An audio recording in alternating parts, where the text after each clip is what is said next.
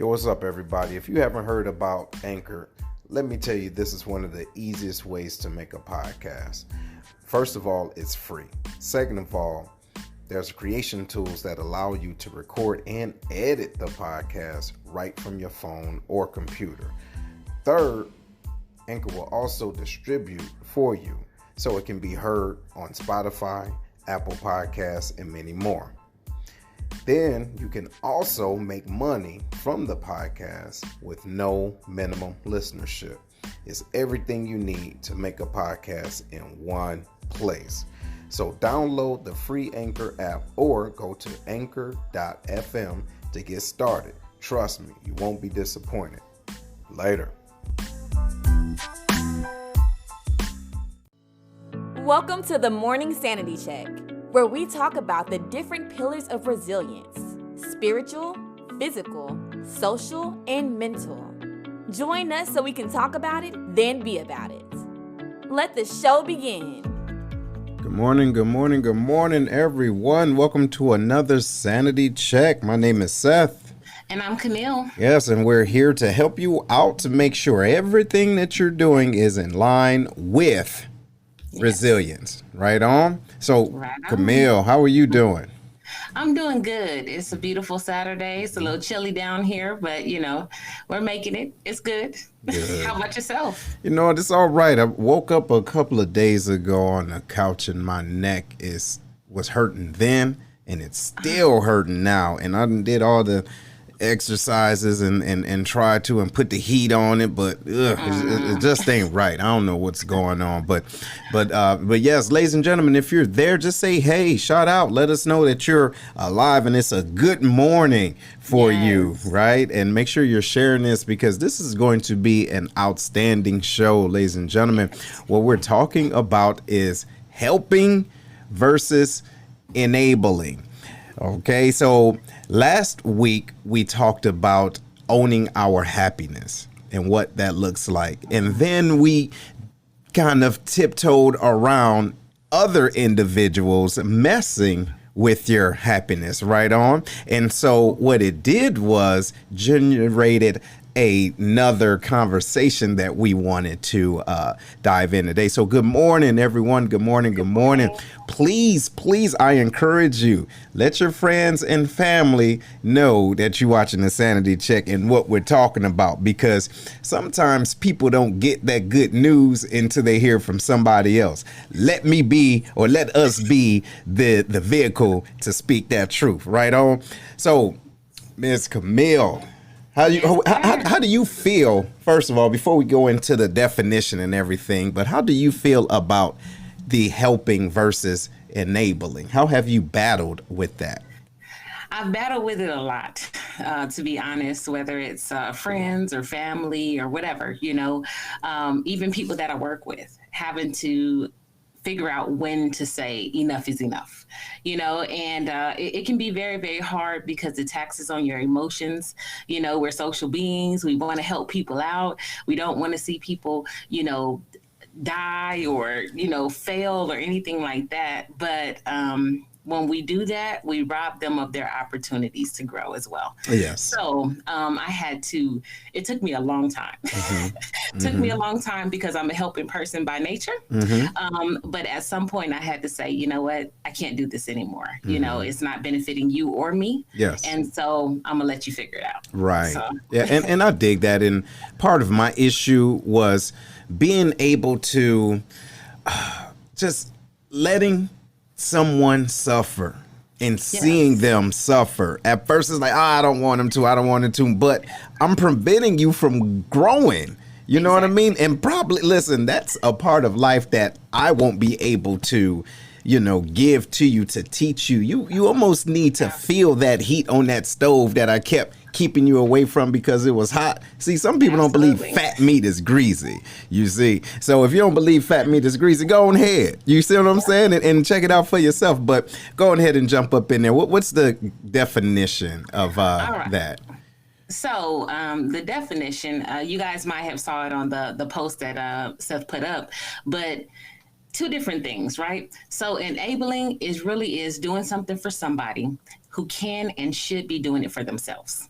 All right. And oftentimes we do that. It's something that somebody could do, but we just jump in and do it. That's enabling.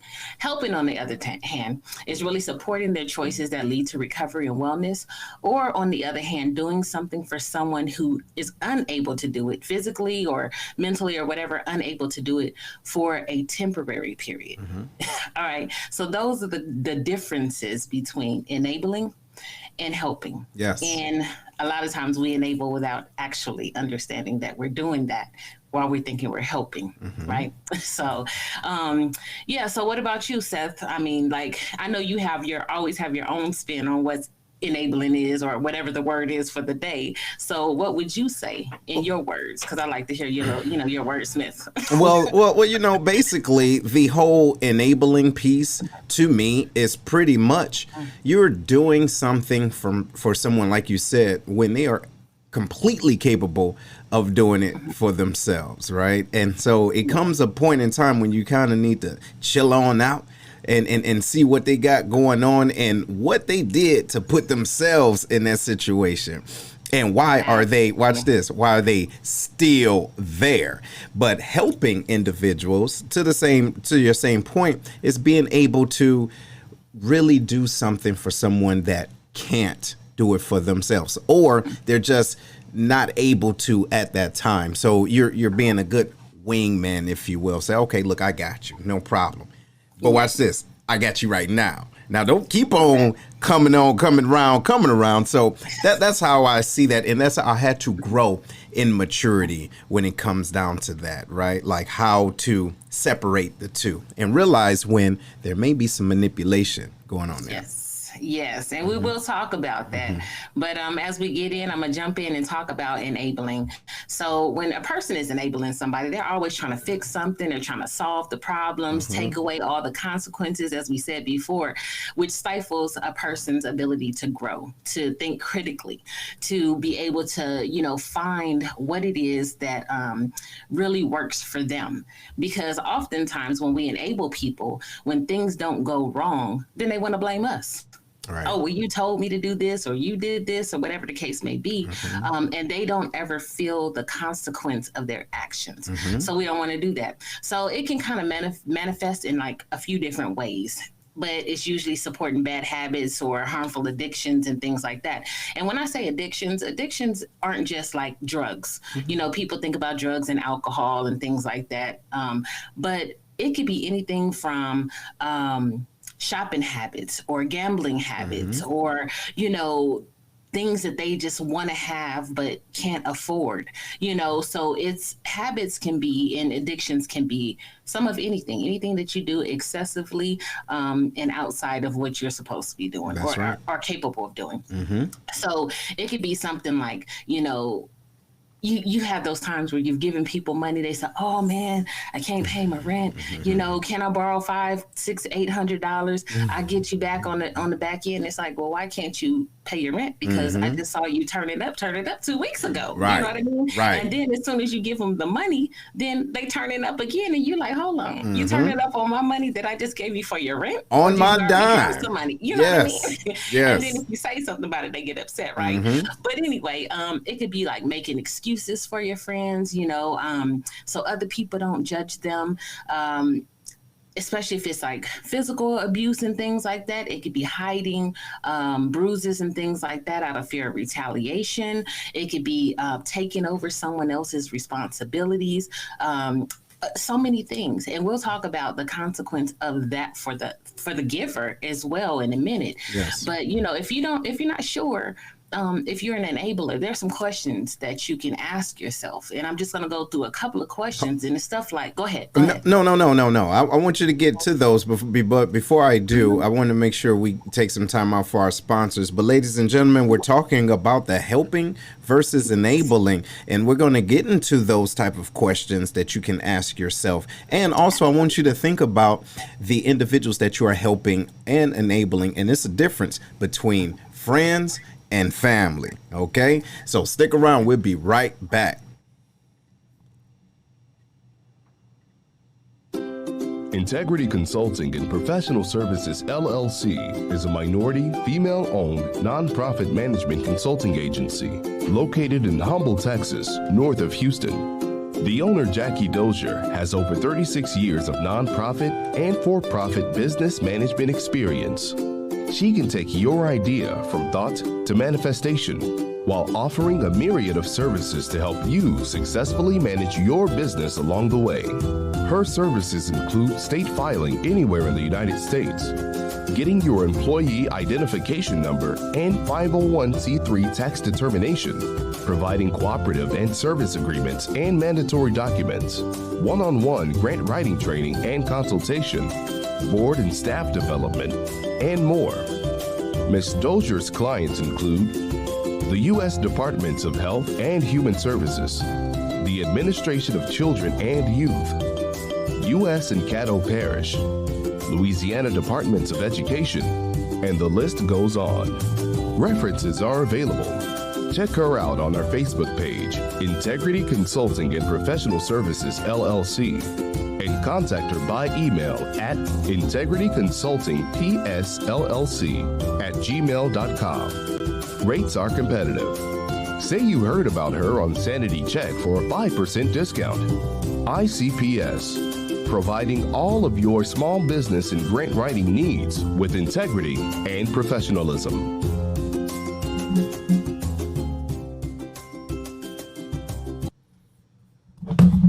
Whoa. All right, everybody. Hey, welcome back to another Sanity Check. And ladies and gentlemen, we're talking about enabling versus helping, okay? Enabling versus helping. So if there's individuals that you know that's struggling with this and that have been for years, tap them on the shoulder and say, friend, you might, hey, look.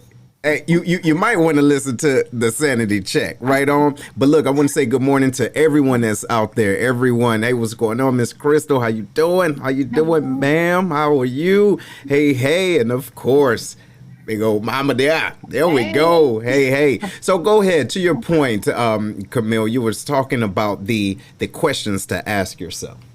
Absolutely. So I know some people were asking last week, like, how do you know? And here are some questions that you can ask yourself to kind of clarify whether you're helping or enabling. So if you're ignoring, you can ask yourself, am I ignoring unacceptable behavior? Which means that I see my friends going out there all the time and they're reckless with their money and stuff like that. But yet every time they come to me, I'm giving them money. Am I ignoring that unacceptable behavior without, confronting the issue and just giving them the money? Or am I saying something? If you're ignoring it, probably enabling. Do you find yourself resenting? Here's the one that I really, really had a problem with. When people would ask me to do something and I knew that I was enabling them, I would feel resentful. I would do it, but I felt resentful. I would get angry, like, why are they always asking me to do it? I really don't want to do this thing that they asked me to do. And I found that I was doing it begrudgingly. And somebody told me, anything that you do out of obligation is a lie anyway. And I'm like, this is true. I didn't want to do it. So hold on. Let's take a step back. You said you was doing it what now? Begrudgingly. Okay, and I heard you, but I wanted you to say it again for those in the back, because I don't think they understand what that means, right? Because you can have a heart of giving, but you're giving like, oh, I don't want to do this. Listen, yes. The first drop of I don't want to, that's your sign. What you waiting for? So what you're doing is you're trying to convince yourself to do it, even though everything around you is saying, fool, I don't want to. Stop doing what. Okay, but go ahead. Yes, and that's true. And that's that resentful, feeling that you get because you really don't want to do it anyway, or that this is just one of 1,000 times. You know what I'm saying? So pay attention to those feelings. I know a lot of people that are givers, they constantly put themselves aside for other people. Right. You know what I mean? If they have something going on and somebody who they've been enabling, oh, I need you to do this. Please, can't nobody do it for you? Even though they may have something that they've already planned or they had some things that they wanted to do, with that time, they'll put it aside just to help somebody else. And you can't neglect yourself. You know what I mean? You still have to take care of you because people will suck you dry. We always talk about those, vampires that suck you. They will suck the life out of you. Right. But, you'll know because they'll keep coming back because you keep giving them Yeah, you keep giving them, the neck, but then it's unfortunate. It's unfortunate, but we need to really think about this, though, ladies and gentlemen. We need to think about who are we helping. Exactly. What I mean by that is, and I know we talked about this a little bit, but are you helping them because they need the help, or are you really helping yourself because you need to help some damn body? Come on now. So the thing is, you would rather help someone versus help yourself. And in a roundabout way, they will always be in some type of debt to you. All right. So you will have something over their head. And, it's almost like a hierarchy type of thing. But what is it about you that you say, you know what, I always got to help this person out? Look, they always come to me. Really? Why? So it's like, yeah, you can stop them if you wanted to, but is it something about you that like them sucking on you dry? Yes. Come on now. Hey, it might hurt some feelings, but it's okay. This is Sanity Check. We're doing it out of love, right on? What you think about that? What you think about that, Camille? Well, that's true. And that gets to another point where we talk about that codependency. There's a codependency that goes along with enabling. Okay. And people often don't understand that. They're kind of like, I'm just trying to help this person. I just want to make sure they're good. I don't want to do this. But you have to understand what codependency and enabling is. Yes. And it really is like, it's being, you're taking on your friends or your family members like dysfunctional behavior, right? And that is what drives your satisfaction. Hold on, wait a minute, wait. So say that. I think.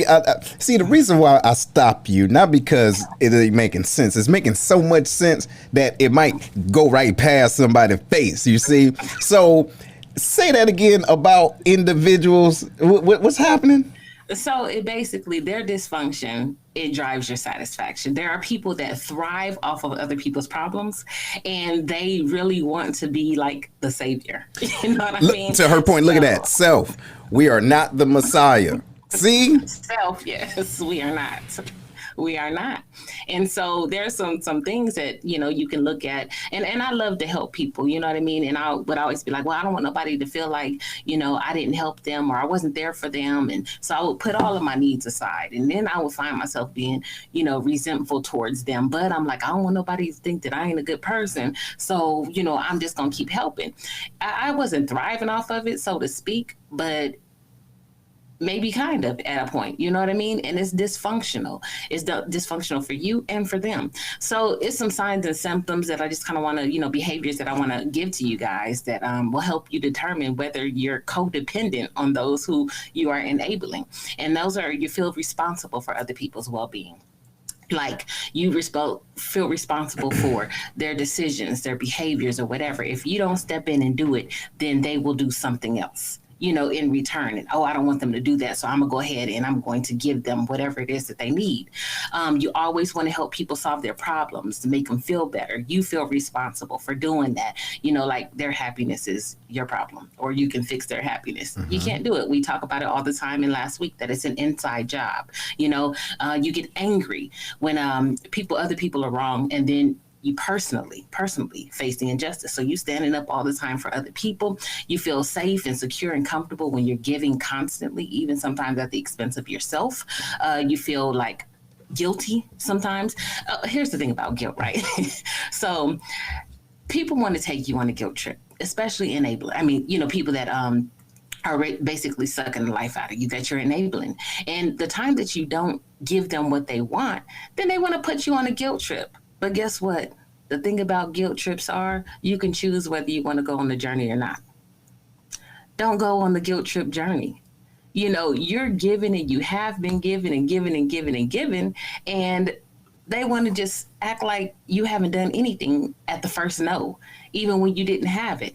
I'm not going on that guilt trip. I know that I've done so much at this point, and I just kind of be like, And yes, codependency is an addiction, and that's that thriving off of. So you'll find certain people that are enabling people, they're constant enablers. And a lot of times it's because of that very thing that you just said. It's an addiction. That's how they feel useful. That's how they feel validated. That's where they get their, self-worth and self-esteem from, is the ability to help other people. But it's not good. Got you. So, the thing is, ladies and gentlemen, we're talking about the difference between helping and enabling, and how to help yourself, and also the signs that, you are doing one or the other. And the key is to understand where the motives are. And what I would like to kind of not necessarily understand or talk about, but just want to drop this on you as far as how the individuals that love and trust you use that and take advantage of you, and how you can, set those boundaries. That's one of the main things, is what we're talking about, being able to set those boundaries and being okay, because your boundaries, ladies and gentlemen, is a representation of your standards. So if you don't set those boundaries or standards, individuals are going to be habitual standard crossers. You see what I'm saying? Because you ain't set nothing in concrete. Watch this. You set it in sand. You feel me? Or better yet, you set it in snow. So what happens is it'll melt and it ain't there no more. So you have to keep putting something out there. How about you set it in concrete? Yes. But then set it with love. You have to set it with love. Say, hey, look, I love you. I don't want to see you go through this, but this is your life. All right. And even when it comes down to our children, hey, I am not a believer in these boomerang babies. That's me personally. Look here, when you get out, it ain't no, hey, my fault, I jacked up, let me come on home. No, wait a minute, let's work it out. You understand? But I want to be able, because I love you, I'm going to make sure that you have everything that you need. But I need to give you what you need for life. You get what I'm saying? So that you can, it's not to come on back and get in my basement so you can recuperate. No, I need you to hurt a little bit. You get what I'm saying? So what do you think about the enabling and helping grown children? Well, I have grown children of my own, so I've had to, I sent my daughter out there at 18 in the world, and she did all right, but she found her way back home. But in my teaching, she knew that she couldn't come home without a job. Mm-hmm. So when she told me that she was coming back home, she was like, but Mom, I already got a job. I already went on my interview. I got hired and I'll be back. And so I'm like, okay. So she had a plan. She had a plan because she knew that she just couldn't come home and just leech off of me. Mm-hmm. And so she got a job and, she had a car and she took care of the things that she could take care of. And I made her responsible to pay her part of the rent and utilities and things like that. And then at one point she kind of stopped and I didn't say anything. But one day she just came to me and was like, Mom, I'm moving out. And I was like, oh, when? It was on a Tuesday. She was like, on Thursday. I was like, what? She was like, I already went and found the apartment. I got a new job. I've been saving the money that I wasn't giving you. Damn. Okay. Right. So exactly. Right. But she was like, I've been saving the money that I wasn't giving you so that I can have the money that I needed to move out. And she's been gone and she hasn't asked for anything. So, it's giving them those tools. And so I'm a believer and I'm not going to let my child be homeless, mm-hmm. but you're going to come home with consequences and rules and boundaries. Yes. And there's some things that you have to do, mm-hmm. getting a job, figuring out this whole budget. Her and I sat down with a whole budget and everything to make sure that she was prepared. So the next time she went out there, it'd be a longer stint before she came back home. If she came back home, but you know what I'm saying? Yeah, no. Come back. I get what you're saying. I get exactly what you're saying. And so it also, one thing too that we need to make sure that we do, friends or family, hey, if you are truly helping the person, help them with conditions, but still unconditional love. What I mean by that is, hey, you wouldn't be able to go to the bank and say, hey, look, I know your mama, look out for me. You get what I'm saying? And the bank say, oh yeah, you right. Here's $100. No, look, first of all, let's look at your payment record. Okay. Let's see what you're able to give back. Okay. And then watch this. I want it back. Now, if you're in a position when you can just give it and forget it. Give it and forget it, but don't say nothing about it. But if you're giving it, give it, but also put some teeth behind it. Even when people are coming to stay with you, hey, look, you could just stay here till you get on your feet, but I need you out of here such and such a day, and don't get comfortable. You see what I'm saying? Realize this. If individuals are expecting something from you or wanting something from you, they abide by your rules.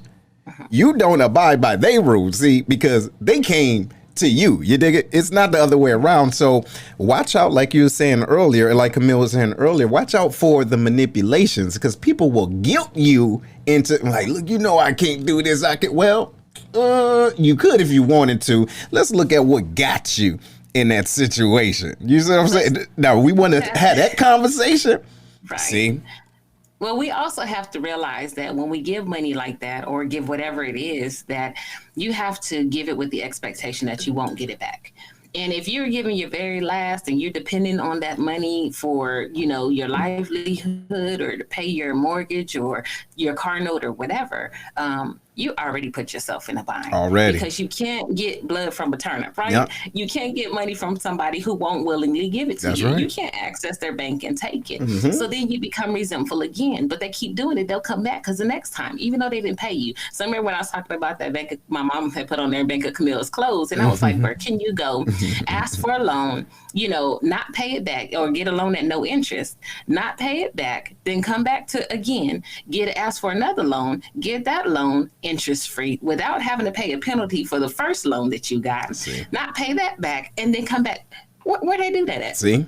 You couldn't go to a bank and do that, but you expect for you to be able to come to me, and then you want to put me on a guilt trip. Mm-hmm. No, I just gave you a whole month's salary that I had to work all of these hours for. And you just you don't even care. Like it doesn't even matter to you. Right. So I've learned that if you can't give it, without it hurting you, don't give it. That's right. Give it with the expectation that you won't get it back. Right. If you ever do get it back, that's a bonus. That's a bonus. But then you can't continue the behavior that allows them to keep coming back, and you continue to enable them, and then you're resentful. And that's the key. Dummy, stop giving. That's right, right. And so that's what you got to do. And that's what leads me to the next point. So we need to ask ourselves, where does the buck stop? Where does it stop? So basically, what is your negotiating boundaries? We have to understand that, if you are going to do something for someone, realize that if you are helping them out, you're helping them out to a point, right? You ain't got to take them all the way around. Look, you can help them by just showing them directions. As a matter of fact, how about this, ladies and gentlemen? And look, shout out to y'all that's just tuning in. Please share this and make sure that you let everybody know that you're watching Sanity Check, and also let us know where you're at. We love to see that. But another thing that you can do, and it's help. How about if someone is asking you, how do you do this? Can you do this for me? Blah, blah, blah. Is nothing wrong with saying Google it. Yes. Hey. Go ahead. Because listen, chances are I might Google it first to make sure I'm giving you right information. So if you are contacting me on my smartphone, chances are your phone just as smart as mine. So how about we use our phone and not let our phones use us? Okay, and go ahead and Google what you want to ask me, and then you might get more information and different information that's going to apply to you, right? So don't be afraid to say, you know what, I don't have the time right now. However, if you go on and Google it, watch this. If you go to YouTube, watch this. If you go to YouTube, you can watch it. Okay, so do that, but understand setting those boundaries may be something that simple as going ahead, look it up. Can't help you. What you think about that? So that's what I do. Do you? So even at work, I tell my troops and stuff when they come and ask me questions, they got so used to it because I'd be like, okay, well, what did you find? Where did you look? And so then they be like, I'm like, don't come in here, ask me a question that you have not put any effort for, towards exactly. to do it. So I'd be like, okay, well, tell me what you did. Did you go through A, B? Okay, come back and let me know. When you've exhausted all of your means, then come back and I'll walk you through the process, or I'll help you. And oh, by the way, I'm not doing it for you. I would always say, pop a squat. Yeah. Pop a squat, pull up a chair, and I'm going to walk through this with you. So the next time you know exactly what to do. Oh, and by the way, when you do the research for yourself, as my mom always used to tell me, you'll find so much other stuff. Yeah. You'll be looking for one thing, but you'll find tons of other stuff. You know what I mean? So I'm not going to enable you. I'm going to teach you how to find the information that's going to help you for yourself. So Absolutely. I do that all the time. And then the other thing is I had to start telling people, I don't want to be your plan A, B, C, D, or E. Come to me when it's on plan F. That means you've done a lot of the work on your own and you absolutely cannot figure it out anymore. You know what I mean? So I was like, I don't want to be that first, second, third, fourth plan. I really, really need for you to figure out how to do it on your own. Because some people, like they say, I didn't get it until I hit rock bottom.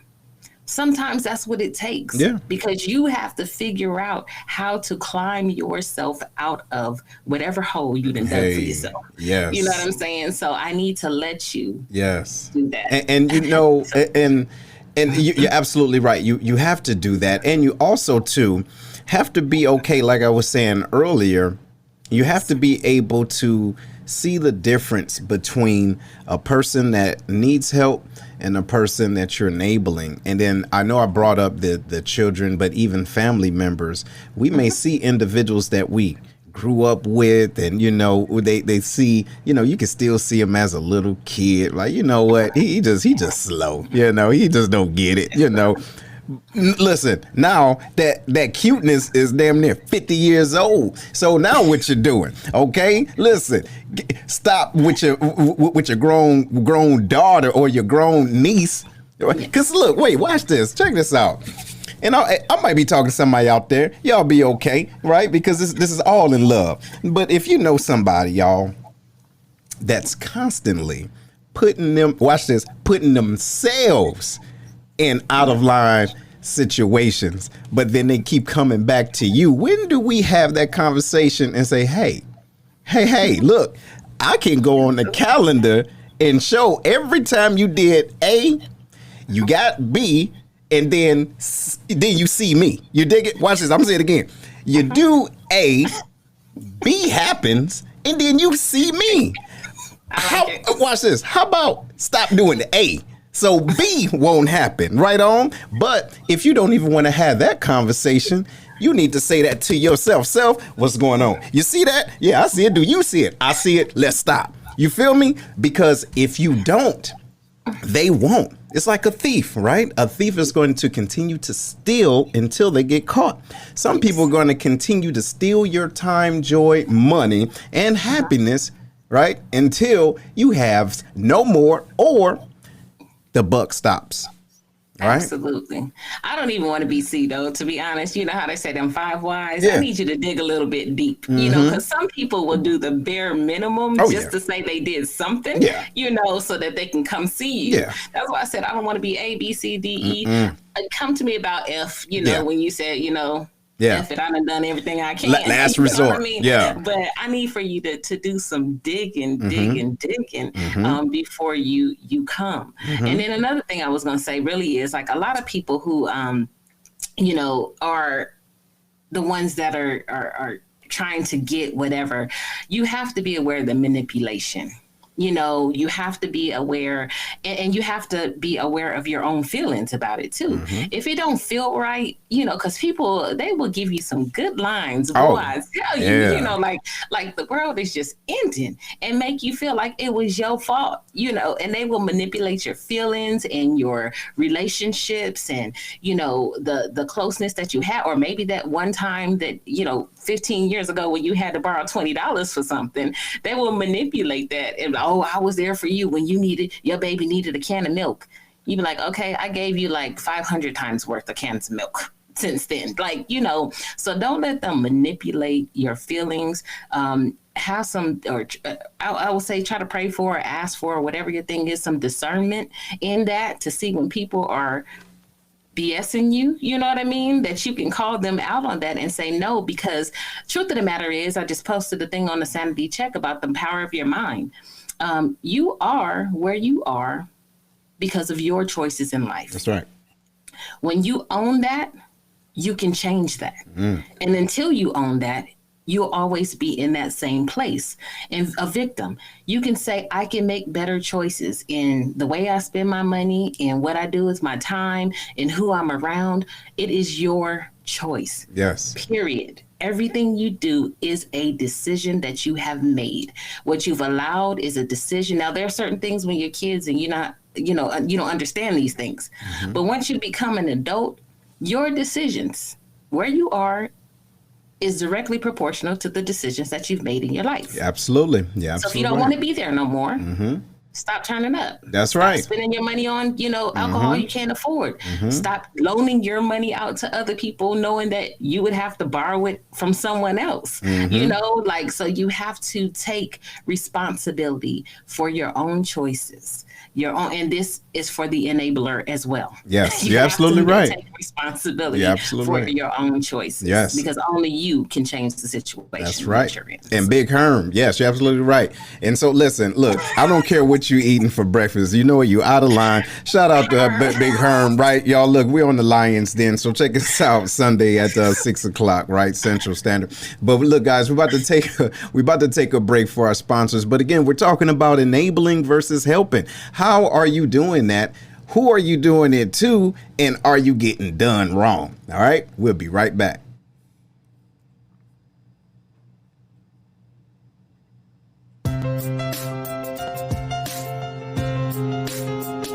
If you're looking to buy or sell anywhere across the 50 states, contact Jamilaseals.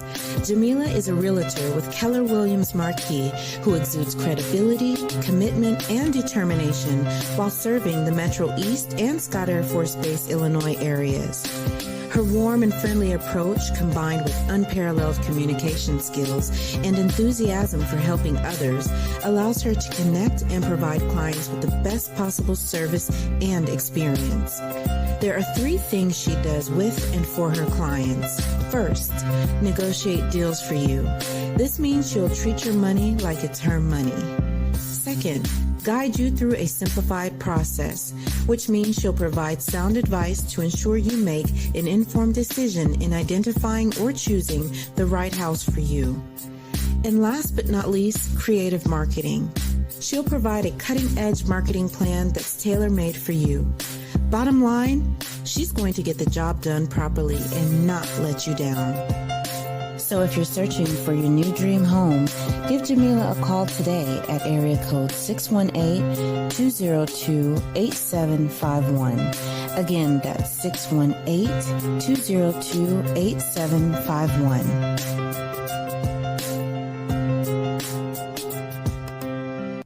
All right, ladies and gentlemen, welcome back to the Sanity Check, and we're talking about the actual helping versus enabling, what that looks like, okay? And we're talking about the codependency, and shout out to everybody that's tuning in. We appreciate y'all, even Herm eating barbecue ribs for breakfast, Lord have mercy.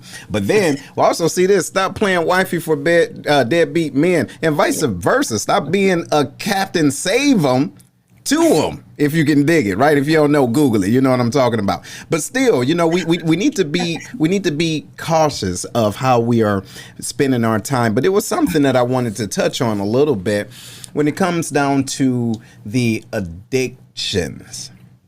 Now, I'm going to use this one because it's older, not as old, but it's older. Let's say about 40-ish years old. Y'all, we're going to talk about crackheads, okay? We're going to talk about real good old, smart, cunning ingenuity of the crackheads, right? And the manipulation This is the deal. The reason why I say that is because if we don't know them, we've seen them all around, and they, they're getting good, right? Because now they don't look like they used to look like no more, right? They've morphed into something different. But to that point, this is an individual that is clearly addicted to something. However, they can always sell you a dream that they're on the other side of whatever their addiction is. If you understand what I'm saying. Hey, Scooby, man, look, I just need $5. I'm about to get this suit for my hey, I'm about to get this suit for my interview. And then so I'm like, wait a minute. What type of $5 suit? Wait, what type of job you get? But before now, of course, it's just. But you would have those type of conversations because people would say certain things like, "Hey, well, look, I'm trying. Look, I didn't kick it. I ain't doing that no more. I got to let it go. But all I need is $1 for this bus ticket so I can." Come on now. So now we need to, again, set those boundaries. But then to your point, Camille, when individuals are doing things over and over again, we need to become immune to the aroma of BS. If you can dig what I'm saying. See, you can smell it a mile away. Watch this.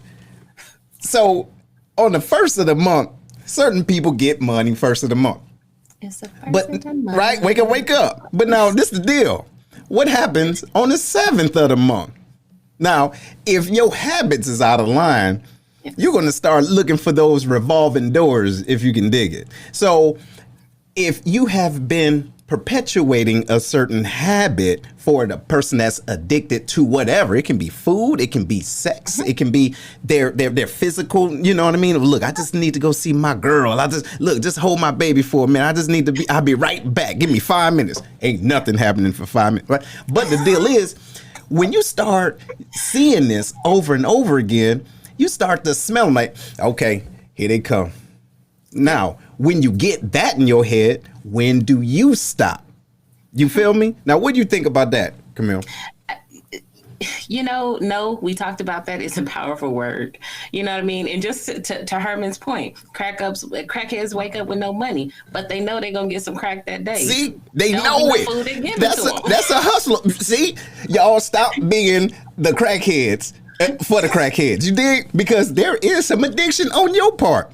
There is. And that goes back to that codependency behavior. And that is an addictive behavior, that, I'm everybody's savior. No, you don't have to be. Save your own self. You know what I mean? Save your own self, the resentment, the heartache, the headache, the broken relationships, the, staying in bad places where they ain't no good for you. I just don't want to be alone. So I'm going to stay with this bad, person who's abusing me and everything because I'd rather be with somebody than be by myself. Just stop. Just stop. And like my mom always tell me, and my mom taught me a lot of things. That's good. Yeah, shout out to mom. But I used to be like, Mom, I don't know how, I can't do it. She said, just stop. You can just stop. You have the power just to stop. And I was like, and it seems so hard. I can't just do, yes, you can. And I've learned that. Yes, you can. You can just stop because you have complete power over your feelings, over your actions, over your behaviors, over what you will allow, what you will not, and that no, I'm not going to allow you to walk over me. Now, you're going to feel something, but you can still just stop. I'm going to change it. You ain't changing nobody who don't want to be changed. Hey, I love that. I love that. Right. Listen, check it out. And it's the same thing with the men. Listen, I'm going to change her into a housewife. Look, where did you find her? First of all, wait, hey, how did you... Come on now, let's look at some things. So there's individuals, look at this nut. So look, there's individuals that have said, hey, I'm going to invest my time and energy to change this person's mindset so now they can be who I think they should be. Like, we're putting our love and energy for potential. Look, the potential is already there, but what about the willfulness? That part. The willfulness, where is that at? So individuals are going to show you how much will they have. Just watch them. Look, watch this. Look. Just sit back and do one of these. Hey, and look at me like, okay. Yes. I see. Look, if you really want something out of your life, you telling me you want this, I'm gonna watch and see what you gonna do with this. Wait, Hello. watch this. What you gonna do with what you got? Lord have mercy.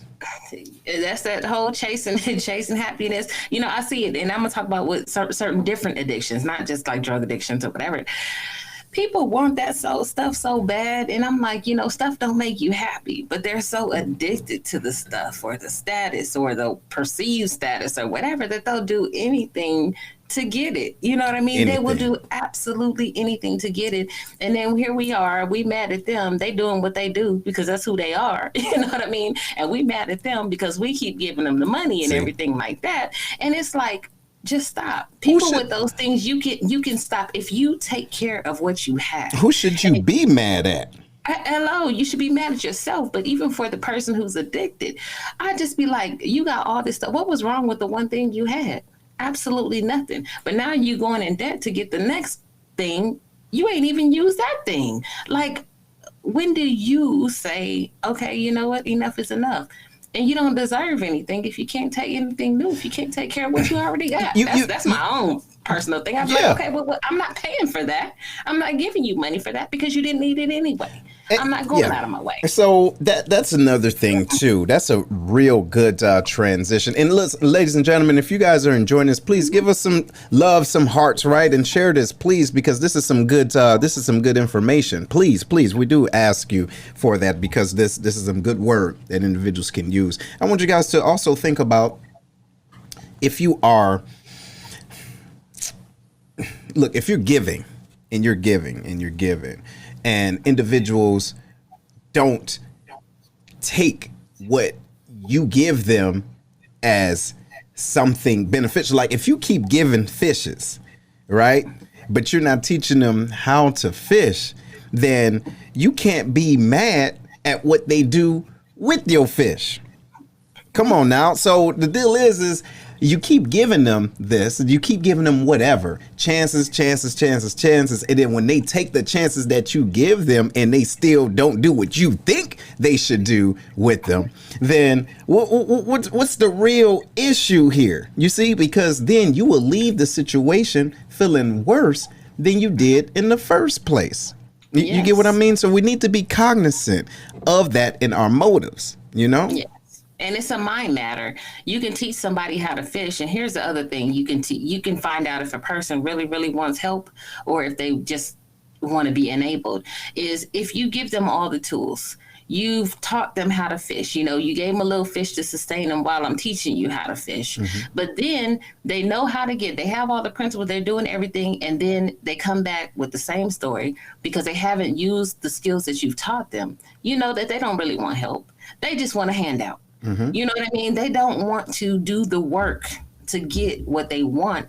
They want to take the easy road and they just want somebody to give it to them. You know, they don't want to be responsible for having to do what it takes to get that thing and do it the right way. Come here. And there's yes, sir.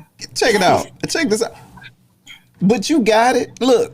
You got it. You retired senior master and you got it. Hey, watch this. Look at your house. You got it. Come on now. Just because I have it don't mean I have it to give to you. I work for that. You should do the same. Therefore, you can have as much as your budget will allow when you've done the work to get what you. Now you can have all of this and more if you put the work in. But just because I have it doesn't mean that I have it to give to you. When you're able-bodied and you could do the same thing. Like, I don't understand why people think that you were here on this earth to work for them. Like, I don't get it. I got a whole family. You never even asked me how my family was doing or if I needed anything. But when I say no, then all of a sudden, oh, you don't do me like that. You know, I got all these. Do you know what obligations I have? You count my pockets, but obviously you ain't counting yours. See, so no. Absolutely. See, and we got individuals, even right now, individuals will real talk see what you're doing or see little things on Facebook or whatever, and they're counting your coins digitally. Okay? But this is the deal. They wasn't with you while you were grinding. They wasn't with you while you was. Did I ever talk about the cornbread? Did I talk about the cornbread? Yeah. So those of you that don't know about the cornbread, ain't gonna get into it. But listen, folks love cornbread, but not everybody want to go shopping with you to get the ingredients. Not everybody want to get in the kitchen and sweat with you, right? But boy, when they come out the oven, they smell that cornbread. They like, hey, look, you got it. All I want is a little piece. Where was that little piece of time and effort that could have helped with this cornbread? You dig? And listen, this the crazy part. They probably had everything at their crib that could have made your cornbread better. But they, watch this, they held it on to themselves, see, and they didn't want to share their cornbread. Now they come to you and say, you want your cornbread? Yeah, I want my cornbread. I would have loved to share it with you, but look how you played me when I needed some help. But now you see my abundance of cornbread. Now you won't, if you don't get your silly self out my face, want my y'all. Get out my cornbread. And I can't even with Herman talk about them chitlins. No, sir. No, sir. Hold on. No. You can keep them Listen. at your house. Look at here. Let me tell you something. No, we ain't gonna do it. You're trolling. You're trolling. We ain't talking about no chitlins. Listen, it's gonna make this whole stream smell bad. We ain't gonna do it. Okay, but seriously though, yes, we do have those Facebook stalkers, and that's what people do. That's what people do. Yes. People do. They watch your coins and then they come at you. Yo, I see you got this. Boo, boo, boo, boo, boo. What's up? No. Yeah, and then the other thing is sometimes. See, here's this thing, because I love to cook and bake. Anybody who knows me knows that I like to cook and bake. And it was my ex-husband that told me. You a mess. You caught that. Yeah. I was like, hold on, that's a long ass X.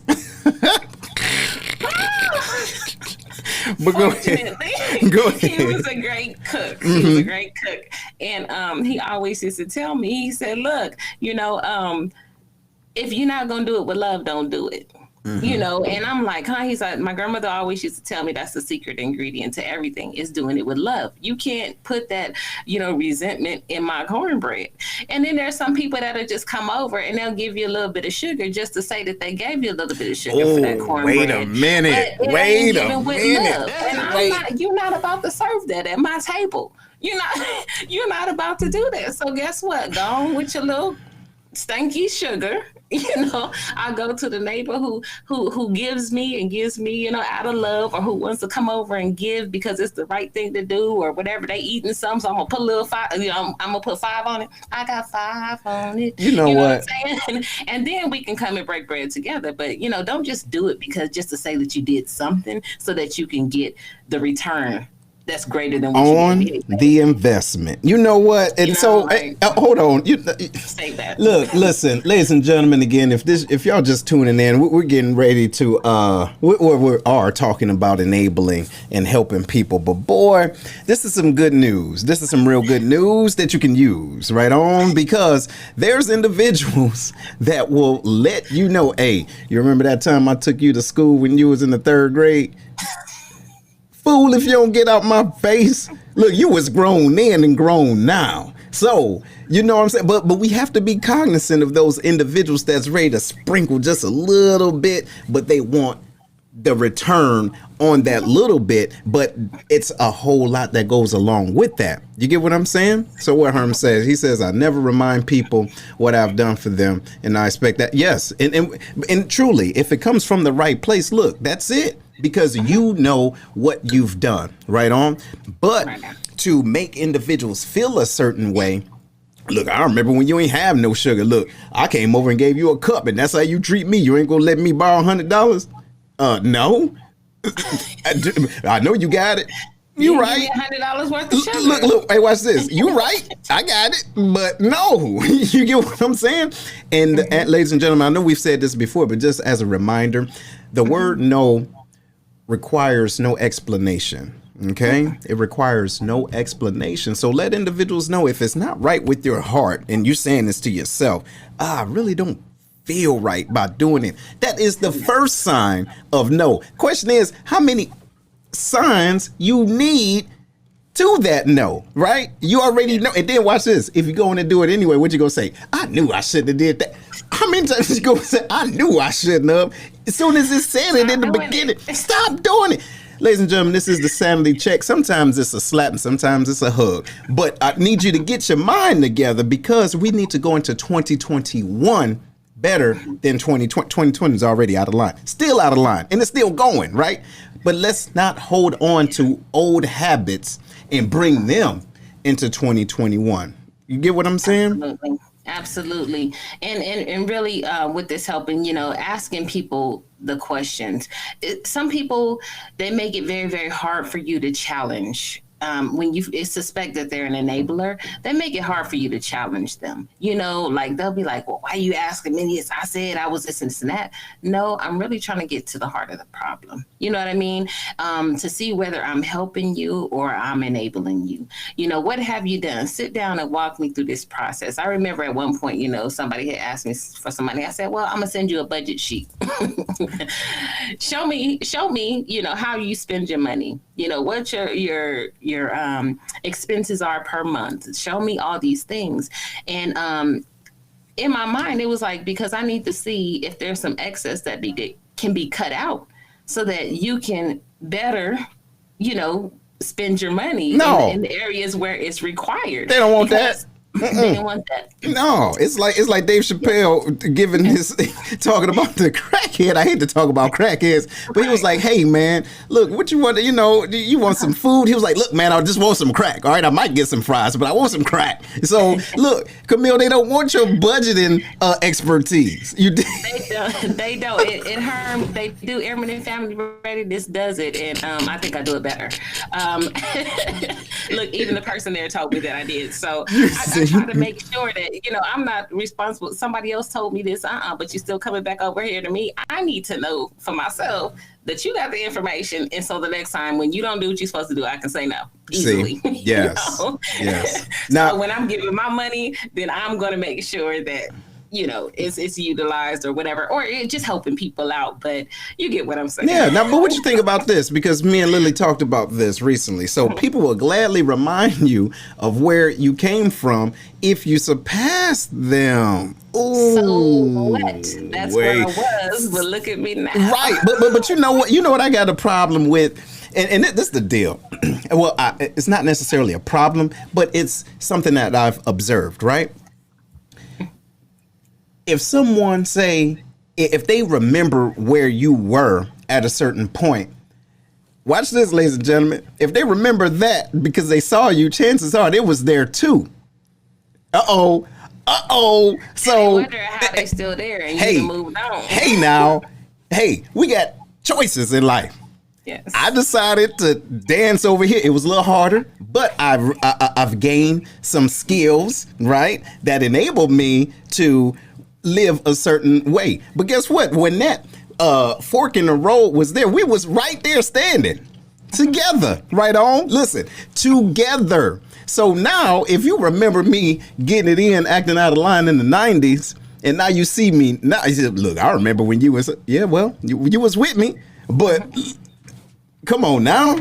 So how do you deal with that? So for me and my girlfriend were having Tosh, I don't know if she's on here or not, but me and her were having a conversation about that the other day. And when people do that, you be like, if I'm in the same place that I was at 24 as I am at 44, there's an issue. You should have grown during this time. And I always tell people, you cannot hold me prisoner to my past. We did the segment on freeing yourself from shame, and I had to do that. You can't tell me anything about me that I don't already know. I did it. And I'm over it. You know what I mean? I am a grown person. Yeah. I had to go through some things to learn some things to get me where I am today. And when people bring that up and I'm like, okay, so your insecurities, I say your panties are showing. See? Your insecurities are showing. Ask me how I got here or ask me if I can help you. Don't try to, sabotage and slander my name because we all did something. Oh, boy, I would love to have been a fly on the wall in your house. See? Even now, when you're trying to say something, when I know about your kids, I know about what you've been doing, I just haven't said it. But I'm like, okay, there's nothing you can tell me about me that I don't already know. Exactly. So when they say that, my mom used to say, I give you permission to lie on me. It takes that whole, that deflates somebody so quickly. You and I both know and I am not. That other meme that says, a lot of people know a version of me that no longer exists. And that's how I am. That's who I was then 20 years ago, but it's not who I am today. And who I am today is authentically me, regardless of all those things. And all of those things made me who I am. So you can say what you want to. We all have a history. Listen, look, I'm so glad these camera phones wasn't around. Listen, boy, hey, listen, hey, show you right. Look, ladies and gentlemen, Seth wasn't always this polished, if you will. And look, I still got some growing and learning to do, you dig? Yes. But the thing is that there's things that we have to learn about ourselves and be able to grow from it. And I've said this before, and it actually was Sean Connery, rest his soul, that said this. He says, some individuals grow, or some individuals get older, and some mature. So we need to look and see those individuals that we are helping versus enabling. Is this individual mature enough and they're in a tight situation and I can help them out, and knowing that this was something that's outside of their control? Or is this just an old ass baby boy? When I mean old ass baby boy, somebody that's older, but they mind ain't wrapped around responsibilities. Ladies and gentlemen, if I'm talking to you or somebody send them this and say, hey, get that fool out your attic. Or, hey, get your 35-year-old daughter, and watch this, and her kids. And her kids, right? Because listen, I've been seeing some 30-year-old nanas. Where that come from, who knows? But nevertheless, listen, stop enabling a certain thought process and a lifestyle, because the question is, and I want you guys to think about this, what's going to happen when you don't? What I mean by that, God forbid something happens to you and you have been helping someone for so long. They are an adult, but they are dependent on you. What's going to happen? Like, what type of contingency plan, if you will? Those out there that know anything about the military, y'all know contingency, or redundant, right? But the question is, what do you do? Or what's going to happen when you can no longer sustain someone else's lifestyle? Are you planning, watch this, y'all, are you planning on stopping the buck or passing the buck to somebody else? Say, look, they can't do this. I'm gonna need you to look out for them. Look, you come on now. Let's be real. You see? Because look, sometimes we can pick up other folks' baggages and none of them clothes fit you. You dig? Hey, I'll say one more time for those in the back. Sometimes we can pick up other folks' baggages and them clothes ain't yours. They're not yours. So what come on now. I've been having to deal with this a little bit, so it's a little bit closer to me. But you have to, at some point, let grown people be grown people, and they have to feel the consequence of their actions. It has to hurt a little bit. You know what I mean? For them to understand, especially when they also have responsibility themselves.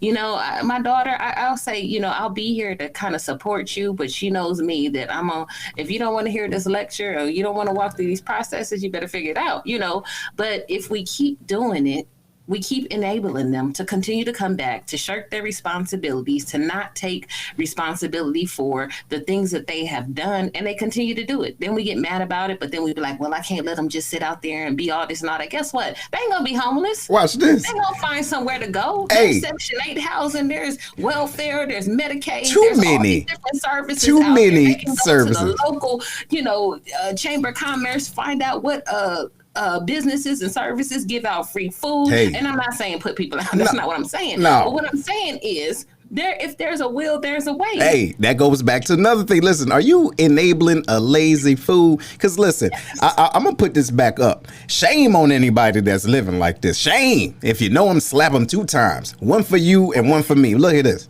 Stop paying your 32-year-old son's child support, right? While he's still, in caps, having babies and not being responsible. Really? No. Yes, really. Because check it out. It happens even for the women. Why are you taking care of your daughter's kids in kids, right? Because listen, to your point, your son don't want to go to jail. Okay, listen, let him not pay that child support. What's going to happen? You don't want him to go to jail, but he don't want to go to jail. So look here, put him out there and say, go ahead. Look, you don't want him to get you. Go on. You don't want him to do what you got to do. Okay, and watch this. How do I do that, Daddy? Google it. Look here. Go and Google it. Because listen, I ain't paying your child support. Hey, that ain't mine. You did it. I wasn't there. It wasn't mine. You ain't used mine. Okay? So you ain't using my money. You feel me? Yes. And they Use make the so daddy. many excuses as to why they can't, what is, they just ain't able to do. And you think you are? See? Like, and that's your responsibility? Mm-hmm. Like, I don't get it. Like, you have to, you don't have to. It's a choice. But don't complain about it. See? You're doing it. If See? you're enabling, and if you know that, and if you're making excuses for the person's bad behavior, whether it's your son, your daughter, your grandchild, your sister, brother, mother, friend, whoever, if you continue to give into that thing, stop complaining about it, because that's a choice that you make. Yes. Just the same choice that you made to say, okay, I'll do this, is the same choice you can make. It takes the same energy to say, no, I won't. Yes. And you don't have to, again, like I said, that guilt trip they try to take you on, you don't got to go on a ride. Mm-hmm. You don't got to go on a journey. You can just simply jump off. Mm-hmm. Be like, I didn't do this. I didn't recklessly spend my money. Mm-hmm. I didn't go out there. I'm not going out there and buying all these things that I don't need. And now that I can't pay my rent, and then I expect somebody, that's not me. And so you have to pay the consequence for your choices. And it's okay. You ain't gonna die because of it. Hey. You ain't gonna die. You ain't gonna, and listen, wait, but understand the point. You don't want to die. Come on now, listen. So you're gonna find. You go find a way. Listen, it's okay to listen. I know people think that this is based off of your background, right? You may not think that this is a great way to teach a person how to swim. How they do it back in the day, y'all? What they do? What they do back in the day? Okay, listen. They take that person and say, "Hey, gone." This is the deal. You're going to sink or swim. I'm watching you. I don't want you to die, but you don't want to die. Even to family members, I don't want to watch you suffer, but I want to watch you work it out for yourself. Listen, if you got if you got all your limbs and common sense, you need to put that in motion so that you can get out the ocean. Because listen, I'm not always going to be there to fish your crazy ass out. And then I'm going to get tired of it. Listen, why I always got to be in this ocean with you? Listen, you see, watch this. Hey, watch it. Ladies and gentlemen, hopefully y'all here and y'all enjoying yourselves. Give us some thumbs up and share this. The question is, why do I always have to be in a situation that I didn't create for you? Right? Why you keep pulling me? Hey, I want to go swimming, but you can't swim. No, nut. I don't want to go swimming. I can swim. I don't want to go swimming. Look, I don't want to babysit. Them ain't my kids. Look, and don't guilt me when they miss you. No, they don't. I don't even know them kids. I'm just saying. But you know what I'm saying? Stop that. Why you can't put individuals in a situation that they didn't create, and you did it.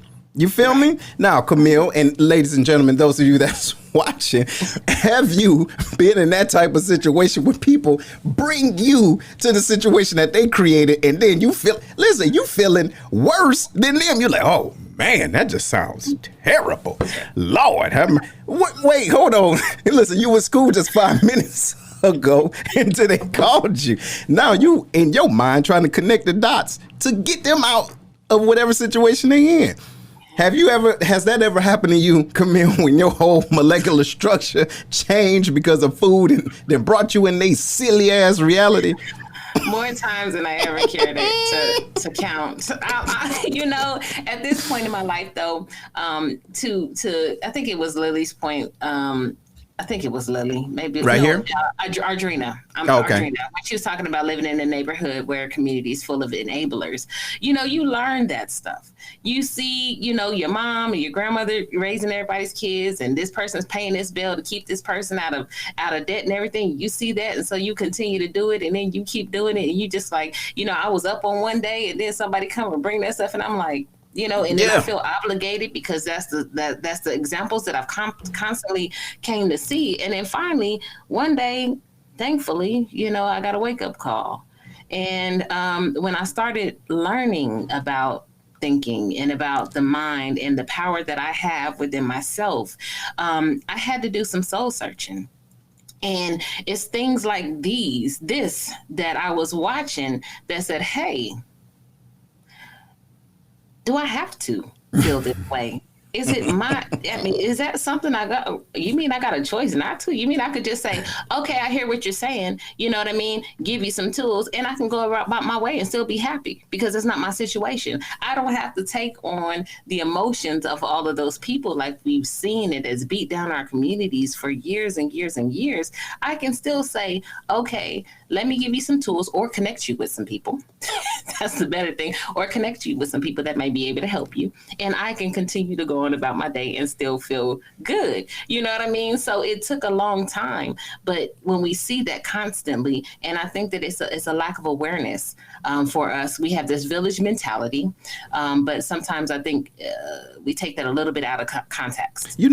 I think you're right. And there, ladies and gentlemen, that's a great point too. We do have that village personality and concept, but you realize when you're taking care of the village idiot. Right. Come on now. Realize, listen, it's one in every corner. You dig? Yes. Hey, it's one everywhere. So close the door. All right. He'll be okay. Because look, he gonna find somebody, but that somebody don't got to be you. It doesn't have to be you. And then if you create an awareness amongst other people, your family members, talking to them about it, your children, challenging their thought process, their choices, making them feel the consequence. So, and I always tell my kids every time we talk about, there are intended and unintended consequences. Mm-hmm. Have you thought about both? Mm-hmm. If you know that this could happen, that there's a possibility that this can happen. Mm-hmm. And are you ready for either consequence? And so when we learn, we have those conversations. And then more people in our village will be like, we're not going to support the village idiot anymore. And then the village idiot might either have to figure it out or may have to go to another village. Might have to move off your... Listen, look, shout out to what Lily said. She said, be prepared to ostracize and distance when you start saying no. Sometimes you lose people if they don't want growth and can no longer eat off of you. And listen, that's the deal. Fine. But see, sometimes all the time. I was about to say sometimes that's the best thing for them. And look, ladies out there, those of you, but y'all gonna pick up what I'm put down, okay? I'm not gonna say ladies, I'm gonna say the men's, all right? Brothers, listen, there comes a time when we have to stop enabling people, okay? We have to stop doing that and be a good steward of our time and our intellectual knowledge, if that makes sense, right? Our property. And so it's easy. It can be easy for us because we can kind of compartmentalize, but just for the sake of argument, let's talk about the females just a little bit. And it's harder. It's harder if there isn't a lot of help with that. But the deal is that women and men too, we have to be able to remove the umbilical cord, if that makes sense, right? You remove the umbilical cord and you also remove the milk. You understand? Pull it out their mouth. They'll be okay, especially if they grown, they know how to get some more milk. Okay, but listen, you don't want to go dry. You know what I'm saying? Because you need your own nourishment, if that makes sense. But you got to understand when to cut it off. And people going to get mad. And it's unfortunate when you say no. You say no one time and they look at you. Watch how people act when you say, no, I'm straight. I can't do that. Watch how they act. If they get out of line, that means they are not prepared to do things on their own, or they're not prepared, or they don't respect you enough to respect your time and to respect the no. So when you do say no, ladies and gentlemen, watch that individual. If they say, you know what, nope, you're right, my fault, it was just a relapse, and I appreciate you even listening versus really word. That's where we at. A word. Okay. All right. I'll remember that. I'll remember. No, I really want you to remember it. No, seriously, please. So you don't come back. Hey, take a picture, right? Remember 2 times. Write it down. But you get what I'm saying? What do you think about that, ladies and gentlemen? Even, those that's watching right now, have you had to say no, and did the relationship change after no? Have that ever happened to you, Camille, where the relationship changed after you had to cut them off? Absolutely. It's happened to me several times. And to Lily's part, I had to learn, because at first I was explaining away. You know what I mean? Like, you didn't even ask me what was going on with me. And I don't have it right now. Yes, you see all these things or whatever, but I don't have it. Then I was like, you don't even care anyway. Like, so I'm not going to explain. I'm not going to waste my time. Didn't care. And I was okay. And I'm like, you know what? I see who you are. And I'm going to keep you where you are. You know what I mean? And then to her other point, that lighten the load for me, like Richard says, but to Lily's point, they cut off, they want to act something. You lose the friendship, you lose the relationship. But guess what? It makes room for people who are really on your side, who really care about your well-being. Sometimes we got so many people in our circle that are toxic to us, that are leeching off of us, that suck our energy dry, but that's what we're used to. And we just keep them around.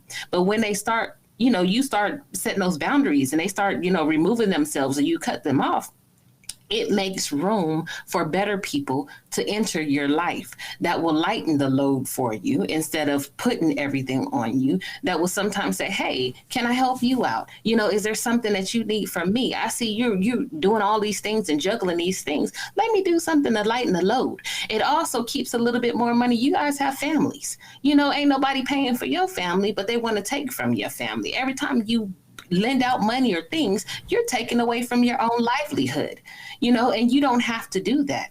That trip that you've been, trying to go on, all the look, I told you, them 100,000 that I done loaned out, I could have been traveling all around the world. I'll never get that money back. But, I'm doing better now. You know what I'm saying? And it's like that meme that goes around. It's like $300 for, a Louis purse or whatever, this and this and that. But you can, if you want to go on a trip, you always going on trips. Yeah, but you got them J's that cost $200. I know there's a lot of people like J's out there. You know what I'm saying? I'm not knocking it if you can afford it. But you got them J's. You got this Louis. You got this Christian. You got this all this and all that you want to flaunt. But you ain't even been outside of your hometown. Don't be mad at me about that. If you just stop doing that one thing, don't buy that one purse. You can get you a cruise over a weekend and go see something outside of them 4 walls that you got, for $300. It's a mindset, y'all. It's a mindset. It is a mindset. And unfortunately, sometimes we can't teach people how to change their mindset. But of course, like we've said before, and then someone mentioned earlier, we can teach people how to treat us. So, but your standards, ladies and gentlemen, is what's going to teach people to treat you. So if your standard is a 2-foot fence and somebody keep hopping over it, whose fault is that? Listen, they're made to jump. You're right. They're made to just walk over it, right? So it's your responsibility to bring it on up, right? Put some barbed wire around that mug. Make it uncomfortable. You dig? Yes. I mean, you really need to set that standard so they look at it. Nah, I ain't gonna come at them like that because they know it's gonna be some work. Like you said, you got those whys, all right? I'm gonna ask another one. I say, hey, well, how you get there in the first place? Really? Listen, how you get it? And look, I'm like, word. I'm going to get so deep into it. It's going to change the whole conversation. Then they're going to feel like, you know what? I should have did this better. You're right. You should have done this better. And then they're going to leave still without getting nothing. You ain't getting nothing from me. Look, and got the money. Hey, got some knowledge. Hey, but got the money in my pocket. Shout out to everybody that's watching. Listen, we got some time. We want to make sure that you guys call in, right? The number is below, 618-792-6747. We'd love to hear a time when you woke up, right? You woke up and say, hold on, I'm enabling a grown-ass man or woman. You know what I'm saying? Yes. Or in a relationship, somebody that I've been holding on to for 30 years. And listen, they still ain't got their mind together. They ain't got it right. 30 years. Hey, well, and guess what? We're going into a new year. It might be 31 years. Come on now.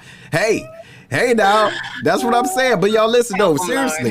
No, but for real though, because we're doing that. And then the thing is, what we do, we have the love for them to say, boy, they just need to get right. They just need to get. But I ask yourself, how many times have you been saying that? They just need. Hold on, we got a caller. Yeah. Hold on. Yeah, hello. What's going on, y'all? How y'all doing today? All right, ladies and gentlemen, we got Herm in the building. What's up, bro? Yo, hey, man. First off, y'all, excellent show this morning. I take a lot of credit for it for me being in the comments, but y'all look good too. You know what I'm saying? Right on. Hey, talking about enabling, man, I think that a lot of us military folks, I mean, I see for military folks because, you know, that's what we're in, but I'm pretty sure they have this in the civilian sector too. We're bad at that when we don't tell people the truth about their performance and who they are. You know, when people come to you and complain to you about, hey, such and such, man, you know what I'm saying? They probably just racist against me or whatever reason they come to you about why they feel like they're being treated a certain way. And we tell them, you know what, yeah, man, you're probably right. Instead of telling them the truth, like, nah, man, if you look at your performance, you know what I'm saying? They kind of validate what they're saying. You know what I'm saying? Mm-hmm. So I think that's a whole nother way of enabling, you know what I'm saying? Even in that aspect, it's not always money. You know what I'm saying? Sometimes just the advice you give them, and you let them know that you got to tell them the truth about themselves sometimes. You know what I'm talking about? Yeah, I do. Yo, I appreciate that. And you know what, man? And I appreciate you, A, for calling, but B, and I know we talk often, but that is something that individuals don't really want to have. Like, they want to, listen, it's like, I'm going to be the hero in every story. You understand? Right. And everybody else has tried to do me wrong. So I need you to show alliance by telling me what I want to hear, not the truth. Because watch this. And we know people like this. As soon as I tell you, listen, you see that on the ground, that's yours, and it smell like yours. You understand? Right. That's why you in this situation. The conversation get real short, quick. And you know what? Let me go. I got to go walk my fish. I'll be right back. You ain't got to walk no fish. You mad? See? But yo, shout out, man. Hey, thanks for calling, brother. It's like the way you know that you're not helping them out is when you hang up that phone or you leave that conversation with them. You think in your head, man, that dude dumb as hell, or that woman dumb as hell. But you didn't tell them to their face though. You know what I mean? Hey, y'all be easy, all right? All right, man. Yo, but that's true. That's true. And I'm gonna tell you, it's kind of like kids though, because I'm that honest person now. You know, well, I guess I've always been. But I'm like, okay, tell me what you did or didn't do. You know, do you know? And then with people, well, they didn't deserve this. Well, what did you do to deserve it? Do you know what they did on the back end? And I would hold people to the fire and accountable for that. And I would sit there and I'm like, okay, we need to sit and talk this out. Did you know X, Y, or did you know, could you have done better? And they're like, yeah. And then the other thing is when they get upset, I used to have a saying that I always say, when you get over yourself, I'll still be here.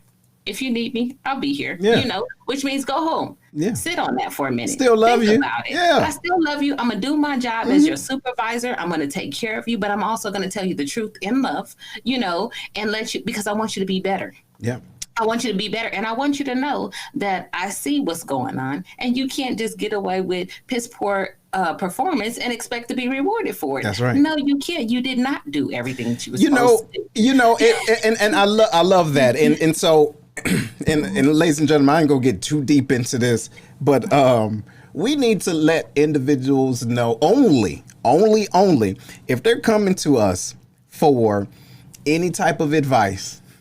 Right? Now listen, if they're coming to you for any type of advice based off of what they want and you see where they're at, if they truly want your advice, you're gonna, and listen, y'all might have to ask them 2 to 3 times, listen, do you really want the truth? You dig? Like, do you really want the truth? Because hold on, y'all, look here, some of that truth might knock you down a couple of pegs. You see?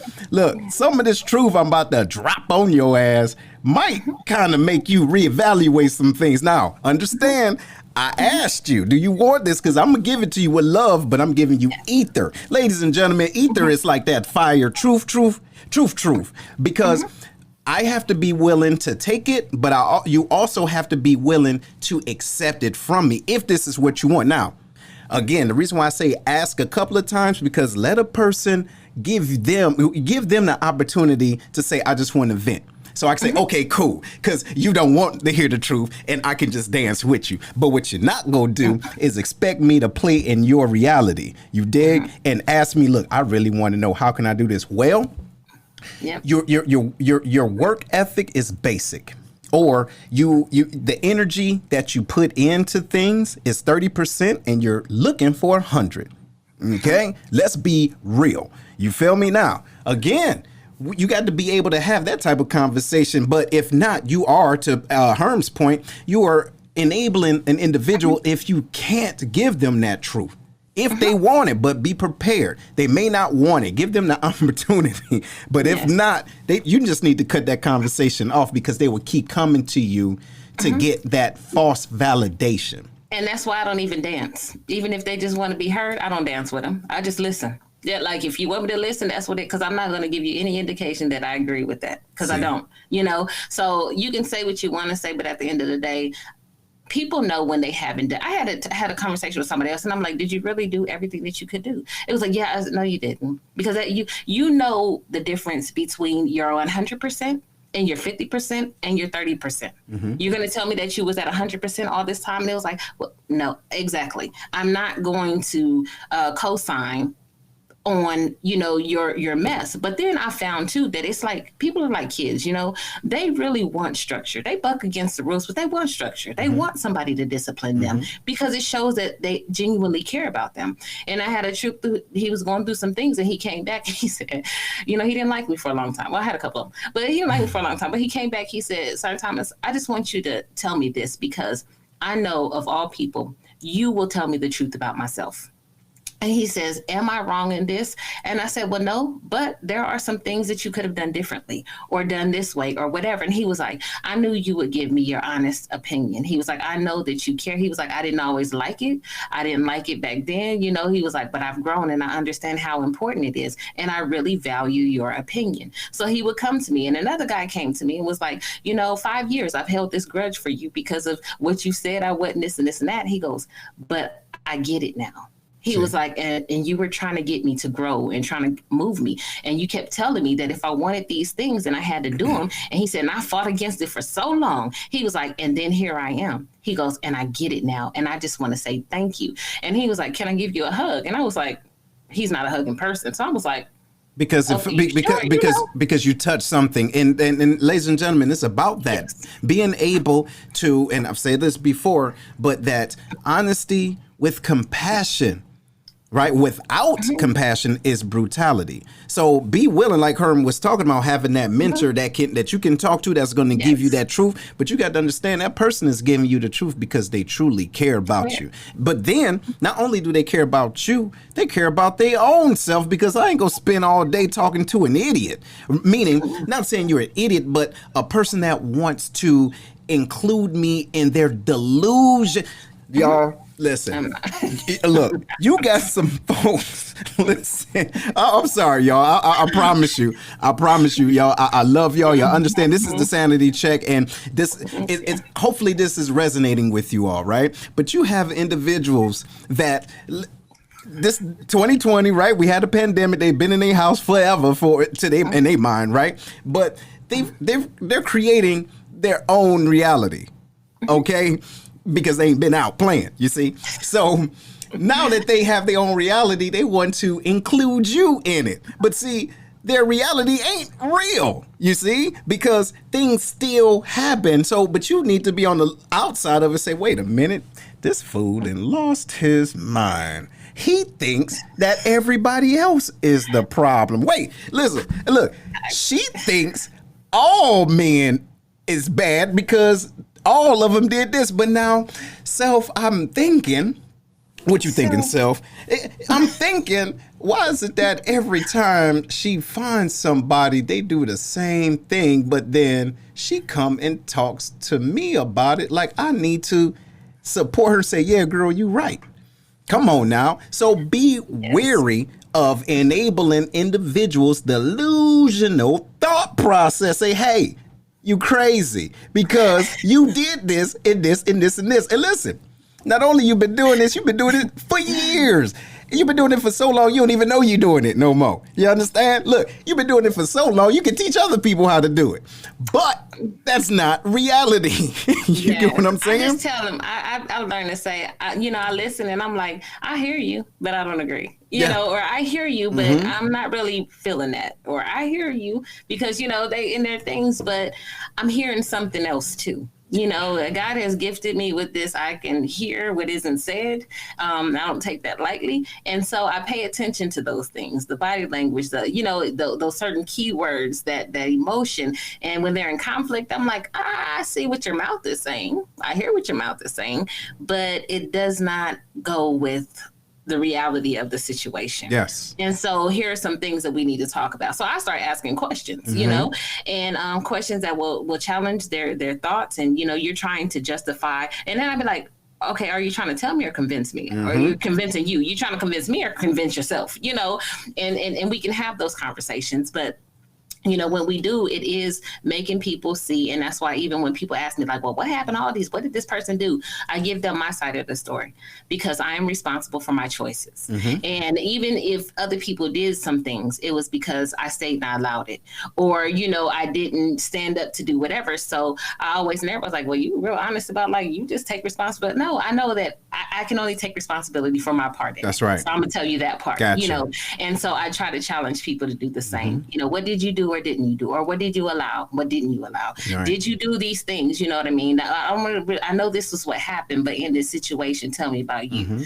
And put that back on them to take personal responsibility about it. And that goes for the enabler, and that goes for those that are enabling or codependent. Why do you continue to do when you know better? That's right. When you know that this person is using you. When you feel it, it's probably because your gut is telling you it's true. Absolutely. You already know. Absolutely. You want somebody else to validate it so you can say it, but you don't need anybody else. You can validate it yourself, and you can put a stop to whatever it is that you continue to do to help them enable them. That's right. That's right. Well, look, ladies and gentlemen, listen, we love you, and we appreciate you guys being on. We was talking about the helping versus enabling and the difference with that. So just key notes. Just remember, set boundaries. Learn to be okay to see people struggle. They'll be all right. They don't want to stay there for long. You dig? Let them get uncomfortable. All right. And then it's okay to tell them to Google it. It's okay. Right? They got a smartphone and don't even pay the bill. Right? You're probably paying the bill that they can get the information to get out of the situation that they're in. Right on. Right on. But with that, we will make sure that we see you all next week, same time. And again, it's at AM, not PM if y'all got the wrong information. But we see y'all soon. Later.